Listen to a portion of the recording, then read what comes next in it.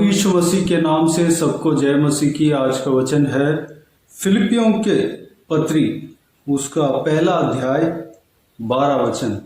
हे भाइयों, मैं चाहता हूं कि तुम ये जान लो कि मुझ पर जो बीता है उससे सुसमाचार ही की बढ़ती हुई है।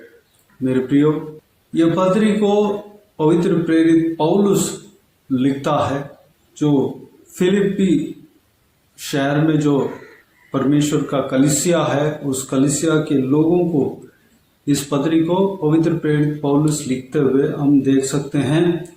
पवित्र प्रेरित पौलुस सुसमाचार के कारण परमेश्वर प्रभु यीशु को प्रचार करने के वजह से, परमेश्वर प्रभु यीशु को प्रचार करने के वजह से, परमेश्वर प्रभु यीशु का संदेश को, सुसमाचार को प्रचार करने के वजह से वह जेल खाने में बंद था। उस हालात में पवित्र प्रेरित पौलुस इस चिट्ठी को, इस पत्री को लिखता है। पवित्र प्रेरित पौलुस जो है वह परमेश्वर प्रभु यीशु का सेवकाई के लिए अपना जीवन को अर्पण किया हुआ व्यक्ति है। उसका अनेक चाल चलन से परमेश्वर प्रभु यीशु का सुसमाचार फैलाते हुए हम पूरे प्रेरितों के काम में अधिकतर का अध्यायों में और कई सारे उनके लिखा हुआ पत्रियों में से हम देख सकते हैं। उनका अनेक मौके को, उनका अपने जीवन का अनेक मौके को वह प्रभु यीशु का सुसमाचार के लिए इस्तेमाल किया। अपने आप को प्रभु यीशु का सेवकाई के लिए सौंपा हुआ व्यक्ति है, और जो भी परिस्थिति उनका जीवन में हुआ, सारा परिस्थिति में वह अपना काम को, जो सुसमाचार सुनाने का काम है, उसको निभाते हुए हम पूरे पवित्र प्रेरित पौलुस के बारे में जहाँ जहाँ लिखा हुआ है, सारा भाग को जब हम पढ़ते हैं, हम उस संभव को, उनके जो सेवकाई का जीवन को हम समझ सकते हैं।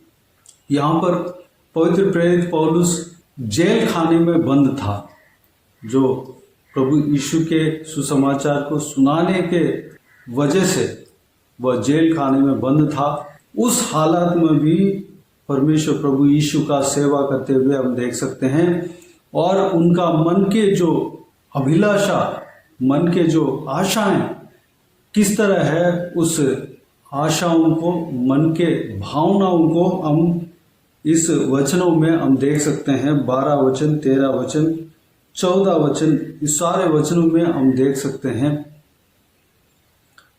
वह यह कहता है कि उनके बंधन के द्वारा सुसमाचार फैल रहा है।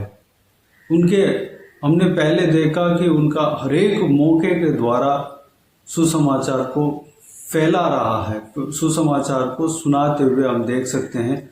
जो बंदी बनकर गया, उस हालत में भी, उस कार्य में भी, उस मौके को भी सुसमाचार सुनाने के लिए, सुसमाचार को फैलाने के लिए पवित्र प्रेरित पौलुस इस्तेमाल करते हुए हम देख सकते हैं।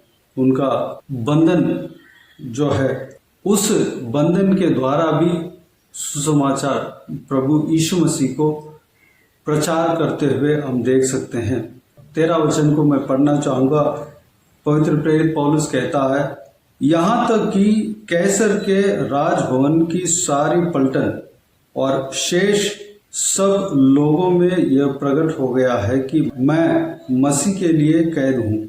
यानी कि जेल में जो कोई भी कर्मचारी है, जो उस जेल खाने को देखभाल करने वाला पलटन का शेष लोग, ये जाना है कि किस वजह से पवित्र प्रेरित पौलुस बंदी गृह में है, और उस एक्टिविटी के द्वारा भी प्रभु यीशु को सुनाते हुए, प्रभु यीशु को प्रचार करते हुए, अपना कर्तव्य के द्वारा प्रभु यीशु को प्रचार करते हुए हम देख सकते हैं।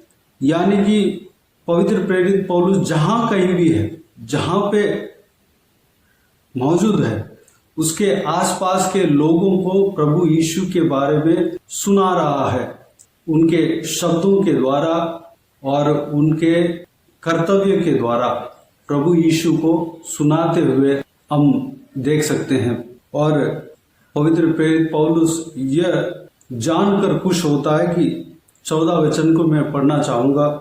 और प्रभु में जो भाई हैं उनमें से अधिकांश मेरे कैद होने के कारण यह बांधकर परमेश्वर का वचन निधड़क सुनाने का और भी साहस करते हैं। पवित्र प्रेरित पौलुस जेल खाने में जब गया था, वह जो क्रिया वह भी प्रभु यीशु को प्रचार करने का एक टूल बना, एक हथियार बना। और उस संभव के द्वारा, उस संभव के वजह से कई सारे जन पवित्र प्रेरित पौलुस के जगह पर और उनके बदले में प्रभु यीशु को प्रचार करने का साहस करके सुसमाचार को सुनाने लगे।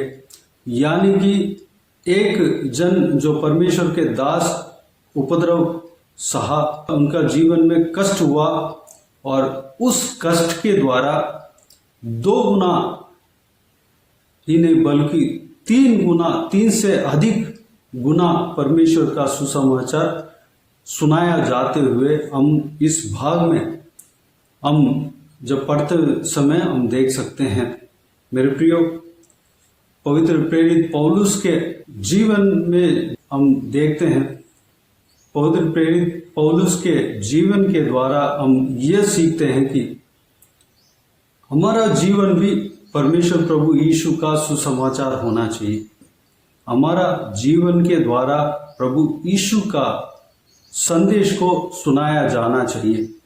हमारे बातचीत के द्वारा, हमारा कर्तव्य के द्वारा प्रभु यीशु का सुसमाचार सुनाया जाना चाहिए। हमारा हर एक एक्टिविटीज का प्रतिफल प्रभु यीशु का नाम को फैलाया जाना चाहिए। उस प्रतिफल के द्वारा प्रभु यीशु मसीह का नाम फैलाया जाना चाहिए। अगर हम संकट में भी फंसते हैं, अगर हम संकट में भी फंसते हैं, मुसीबत में फंसते हैं, उस मुसीबत के द्वारा भी, उस संकट के द्वारा भी प्रभु यीशु मसीह का नाम प्रचार होना चाहिए।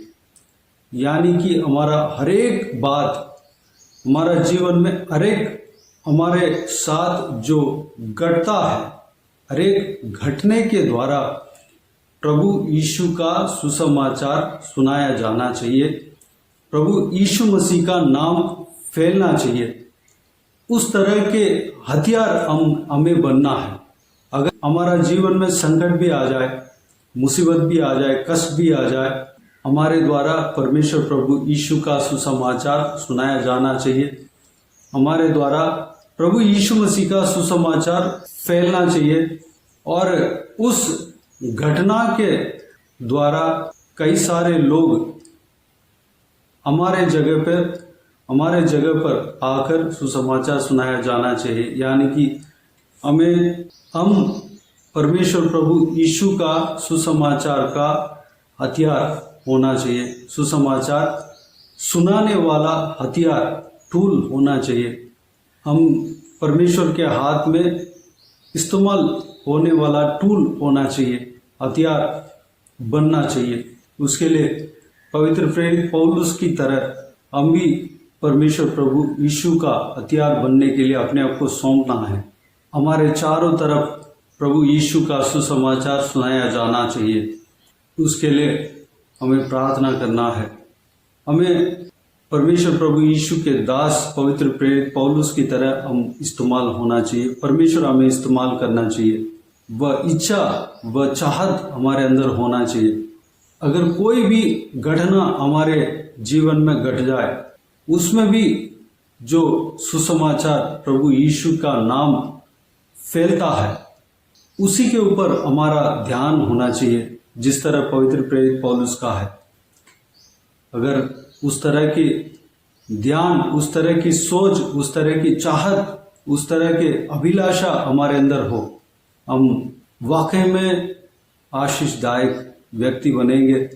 जिस तरह पौलुस प्रेरित बना, परमेश्वर प्रभु यीशु के हाथ में इस्तेमाल होने वाला पात्र बहुत ही बहुमूल्य पात्र, और आज भी बात किया जाता है उस पात्र के बारे में बात किया जाता है, और उस पात्र को पवित्र बाइबल में, पवित्र बहुमूल्य वचन में पढ़ा जाता है, और उस पात्र के द्वारा हमें परमेश्वर का संदेश, बहुत सारा संदेश हमें मिलता है।